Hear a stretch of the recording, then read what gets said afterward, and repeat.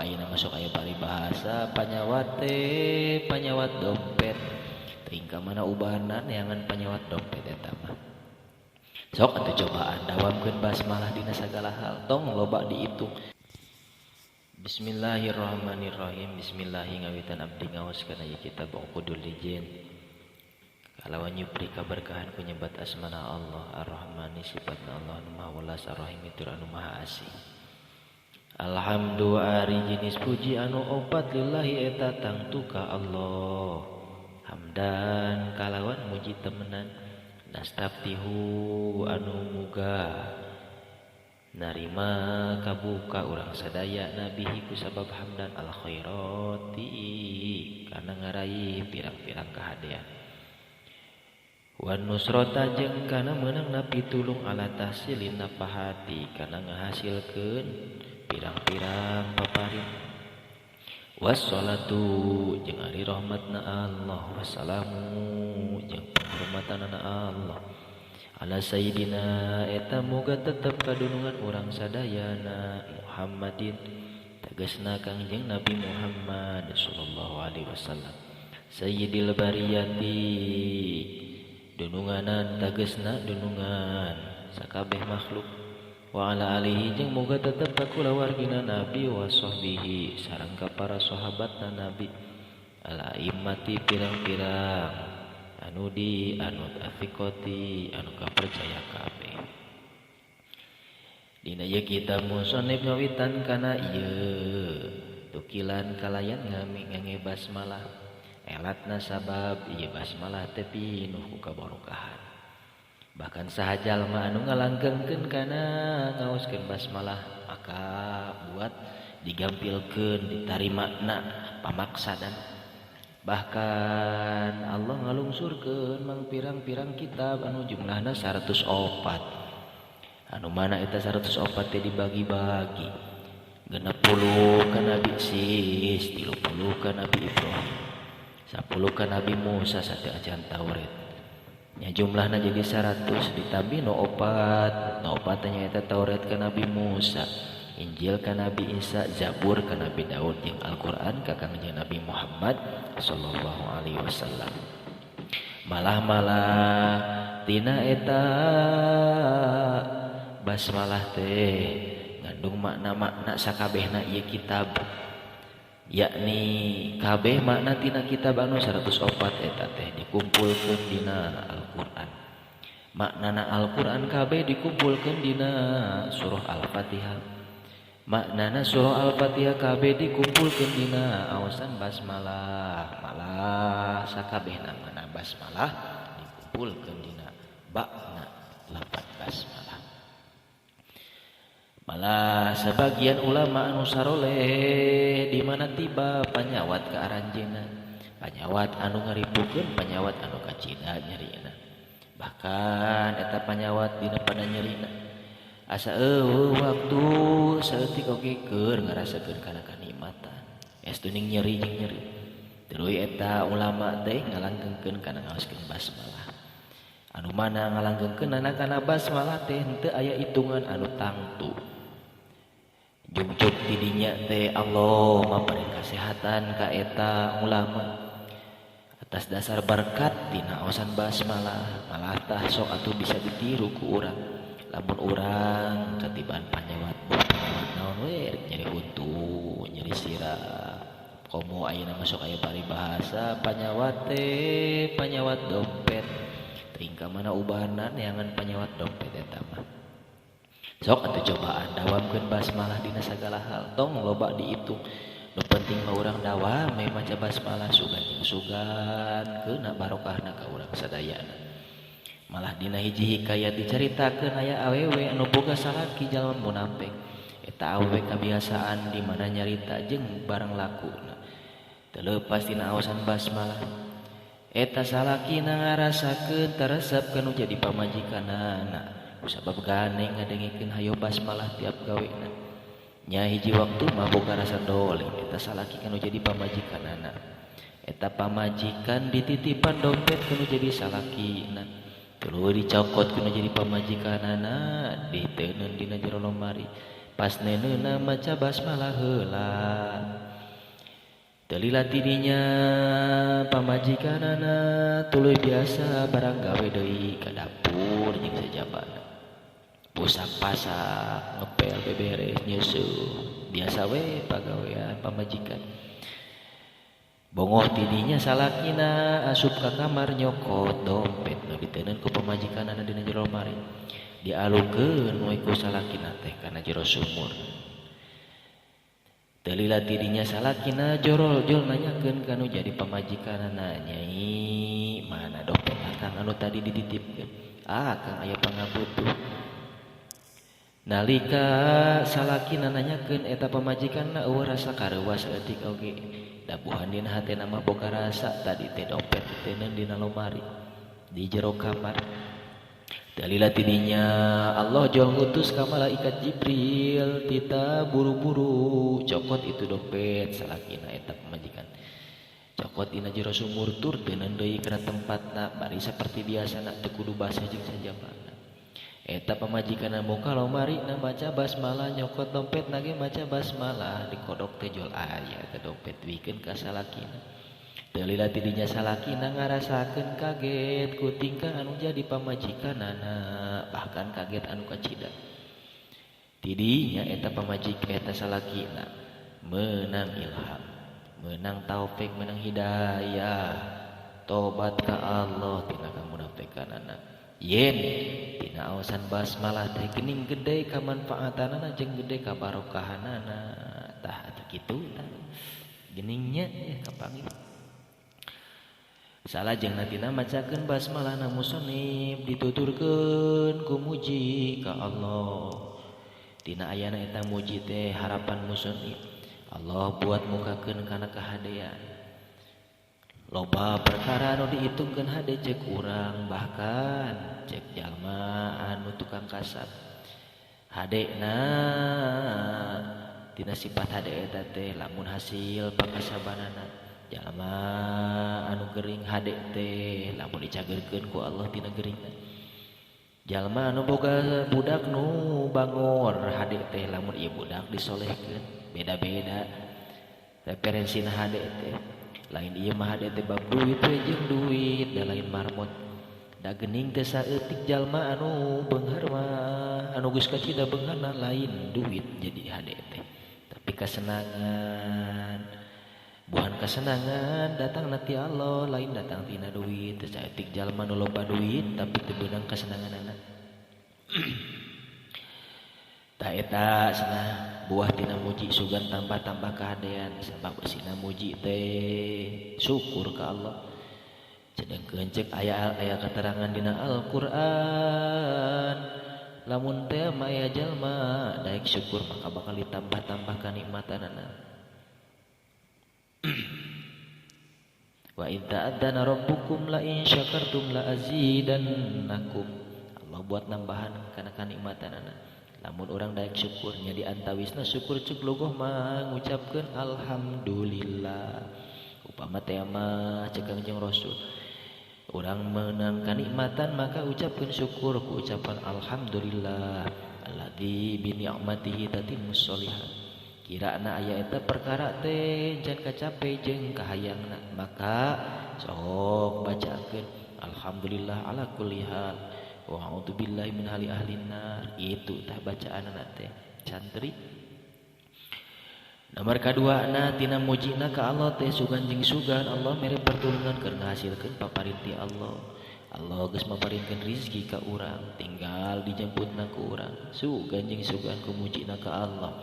Ngajemputna eta rezeki teh dibabarikeun, digampangkeun. Sok aya paribasa asa hese ngajemput rezeki teh, paribasa disiar padahal rezeki geus disampakeun ku Allah. Kan urang tinggal ngajemput. Ngan dina cara ngajemputna eta aya nu digampangkeun, aya nu dihesekeun tergantung hatena eta jalma. Lamun teh mah hatena cuman tel wae kana bab eta rezeki tangtuna hese ka pangihna sabab rezeki datang nanti Allah. Tapi teu saeutik jalma anu cuma tel ka Allah rezeki datang sorangan. Teu bina ibarat hiji kisah kantos dina hiji kisah hiji carita dicaritakeun Imam Syafi'i sareng Imam Maliki ngadebatkeun masalah rezeki. kumaha sanadina caritana. Cek Imam Syafi'i rizki teh kudu disiar, cek Imam Maliki mah nu jadi guruna rizki teh cukup urang taat takwa ka Allah, rizki datang ku sorangan min haitsu la yahtasib.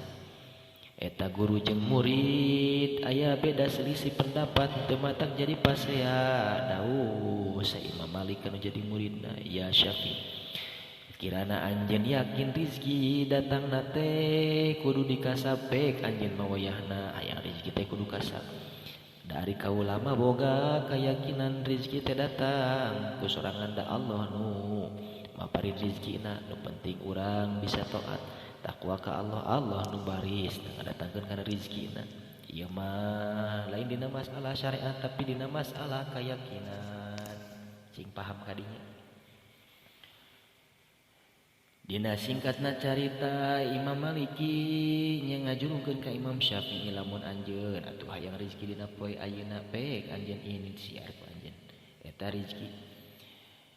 Singkat cerita Imam Syafi'i angkat wangsul ti bumina Imam Maliki. Pas datang keluar aya jalma anu keur mupu korma, cek carita mupu anggur. Nya atuh di dinya ngaran santri sok hayang babantu.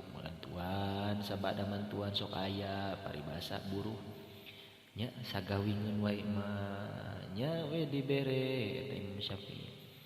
Ngarasakeun bunga kacidana eta Imam Syafi'i makel anggur paparin tina hasil kasabna tina bunta bantuna ka batur. Dicanak langsung nepangan ka Imam Maliki.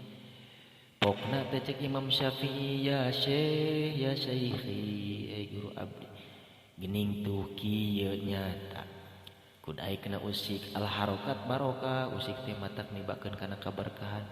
Bener jeung bener ieu anggur aya sabab kaula mah usik. Cek Imam Maliki, bener anjeun ya tilmidi. Cek anjeun hayang rezeki teh kudu dikasap ngan cek kaula mah cek tadi teh ya keyakinan kaula. Geuning kaula teh usik kitu ka dieu ieu anggur aya datang ka dieu bari kaula mah teh menta anggur. Di dinya pada gumujeng duanana yang keyakinan ngabuahkeun kana hasil sakumaha nu diyakinkeun penting takwa ka Allah. Tapi tina masalah eta teu kudu jadi permasalahan. Da geuning dina masalah keyakinan aya anu geus langsung kana hakikat, aya anu perlulah syariat. Seorang guru geus ngambah kana hakikat dihitungkeun wajar. Seorang murid kudu aya heula syariat oge dihitungkeun wajar, da teu saeutik di urang oge. Loba para kiai, para guru, para ulama teu seueur angkat-angkatan kasab. Tapi milik rezeki ku Allah terus dipasihkeun fadl ti Allah eta. Ka eta ulama teu saeutik deui jalma anu babala kesekan neangan kasab neangan rezeki. Ngajemput rezekina teh ku cara capek heula, tapi kadang-kadang sok aya teu sabanding jeung buruhna. Eta teh geuning geus ditakar ku Allah. Tah cek tadi mujina musannif ka Allah teh sugan jeung sugan dipaparin pertulungan ku digampangkeunana ngahasilkeun kana paparin ti Allah.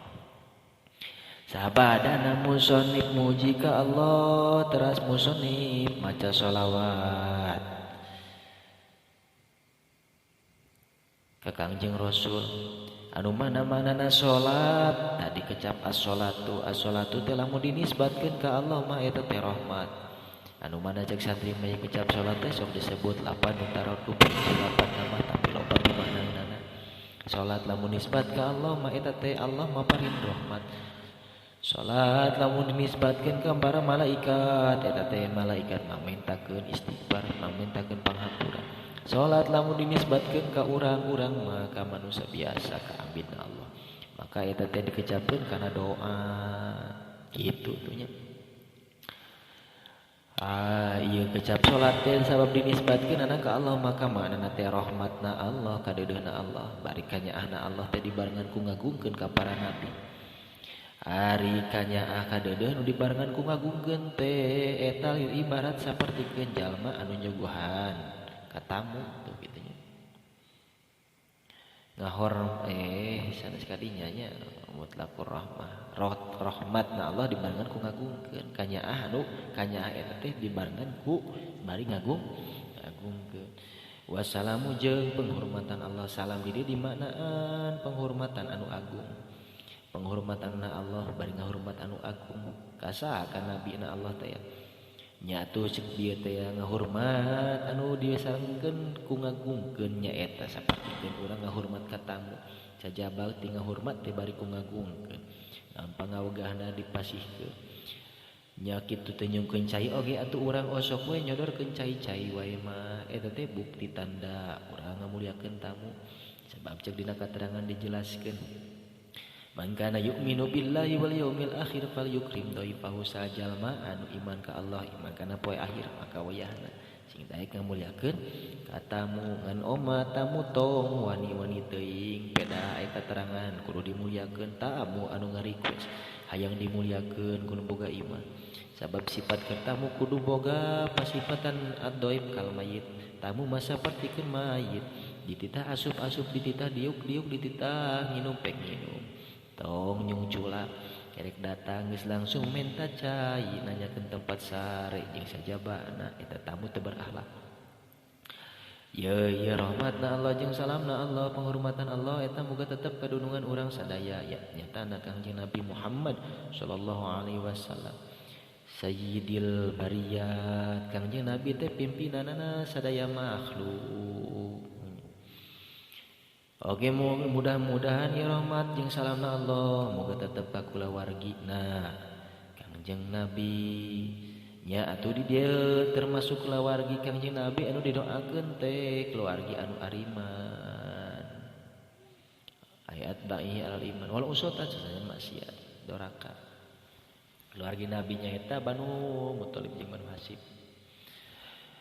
salajengna ngadoakeunana ieu musannif teh oge ka para sahabat ari sahabat teh jalmi-jalmi anu kantos tepangkem kal sareng Kangjeng Nabi bari ngimankeun sok sanajan sakedeung sakaraja sifatna para sahabat teh anu jadi pirang-pirang imam maksud pirang-pirang imam teh eta anu dituturkeun dina urusan agamana jadi panutan bil khusus sahabat Nabi Khulafaur Rasyidin tuh sifatna ieu sahabat Nabi teh athiqati anu kapercaya di dieu teh thiqah bahasana maksudna teu aya cidana teu aya celana nyari urang mah boga sahabat teh kadang-kadang hese disipatan ku sifat thiqah teh amma ba'du anapun dina sabada maca basmalah hamdalah shalawat sareng salam jumlah intirodiyah pamisah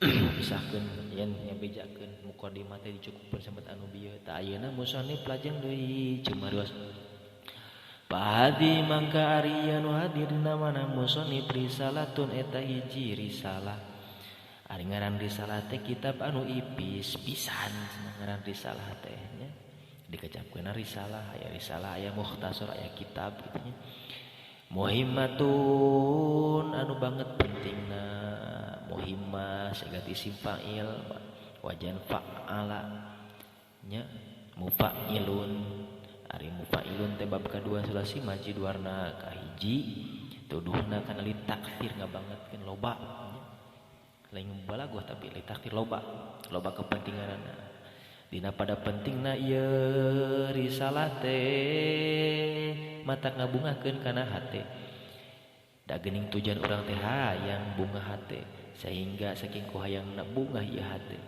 naon perkara anu mata ngabungakeun kana hate eta teh dianggap penting laras kitu teh lamun teh mah aya budak anu lajang can boga pamajikan mata ngabungakeun kana hate teh lamun aya calon pasangan nya atuh sanajan jauh ge dianggap penting sanajan hujan oge atuh dijugjug bae lamun teh mah aya tukang kasab tukang gawe tuluy aya nu nawaran gawe bari gede gajihna ari gawena kur ngadekul atuh kitu oge anggar dianggap penting tah sabab batang ngabungakeun kana hate hasilkeun kana duit teh tah kitu nya muhimmatun rattabatuha anu nyusunkeun kaula kana ieu risalah nu dibagi-baginya ala arbaati fusulin kana opat pirang-pirang pasal wa khotimatin jeung panungtungan aya opat pasal ku musannif dibejakeun heula eusik tina ieu kitab teh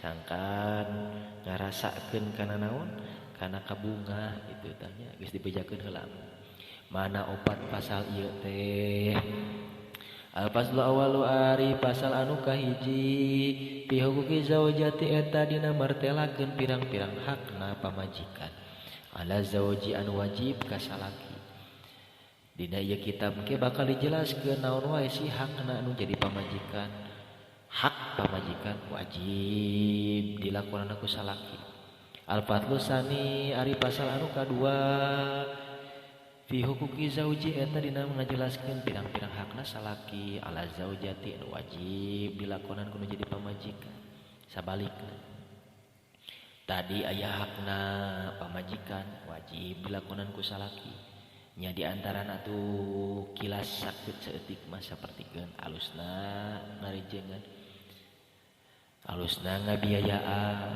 alusna mahar alusna mun teh mah boga dua pamajikan alusna kili alusna ngajarkeun ngadidik ngatik ngailmuan bab agamana kanu jadi pamajikan mereka nyaho kana perkara dipegang butuh pamajikan lamun teh pamajikan dibawa ka imah urang disebutna mumara teh cek bangsa urang mah atuh pamajikan teh teu apal kumaha adat jeung kabiasaan di eta daerah nya atuh urang perlu mituahan perlu mapatahan tong main gaplek wae nyarekan jeung sajabana boa jeung boa eta pamajikan teh can apaleun kana adat jeung kebiasaan di eta daerah adat jeung kebiasaan di eta tempat bahkan aya perkara leuwih penting leuwih dipegang butuh kudu jadi pamajikan khususna dina bab sarana ibadah babrana ibadah bisi pamajikan teh can apaleun doa adus bari sok jima unggal peuting piraku adusna teu bener sok pas geus beres kawin teh tanya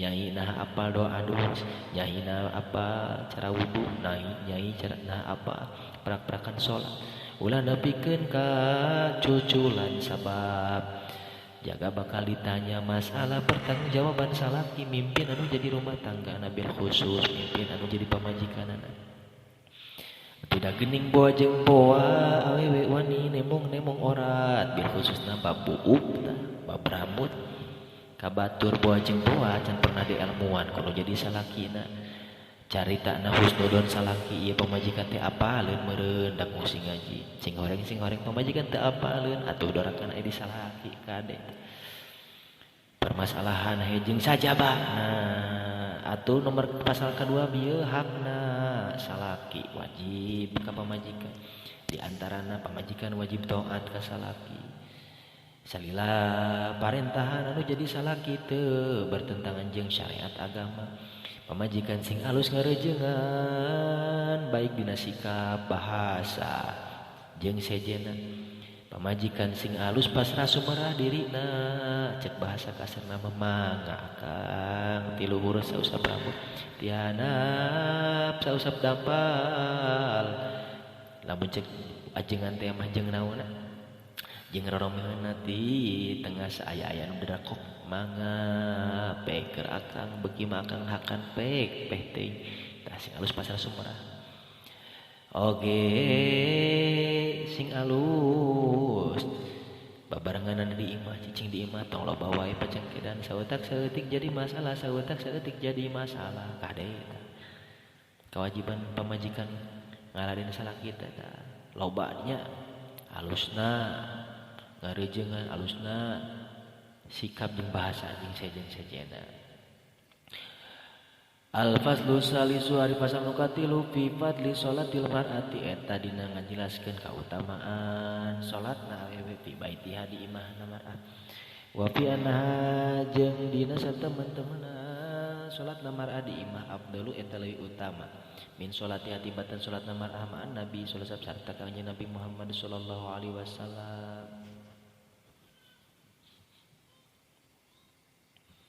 Oke bakal dijelaskan bisa ayo timbul pertanyaan alus kene mana awewe salat berjamaah di masjid jeung salat nyorangan di imah tangge bakal aya pembahasan lebih jelas Al-Faslu Rabi'u ari fasal anu kaopat fi hurmati nadri rajuli eta dina ngajelaskeun haramna ningali lalaki ila nisai ka awewe al ajnabiyati du bangsa deungeun wal aks jeung sabalikna wa ma jeung dina perkara waqo anu tumiba yang mafi dina nadru minazajri tina panyegah nu diharamkeun teh angkan haram ka lalaki sanajan eta lalaki teh anu dipotong misalkan bobogaanna si kanyutna atawa dikebiri geus rasa naon atawa misalkan ieu si lalaki teh naon eueuh hasratan atawa ieu teh bencong kitu nya tetep we haram